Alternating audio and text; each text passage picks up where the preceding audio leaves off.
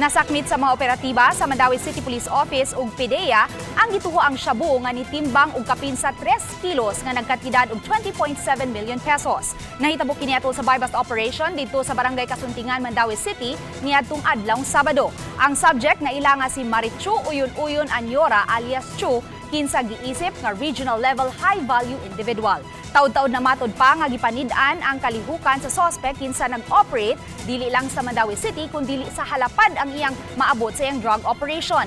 Diin aduna matod pa kini grupo. Nagtuo ang kapulisan sa Mandawi nga gamiton unta ang shabu sa mga kalihukan nga natunong sa sinulog 2024. Dumikan sa pagdakop sa mga suspetsado o pagkuha sa kadakong volume sa drugs, no, dako ni siyang pagkonhold sa drug supply and drug demand karon. Ilabi na karon sir kay sa 2 ka semana magpahigayon tagdakong kalihukan dinhi sa Cebu.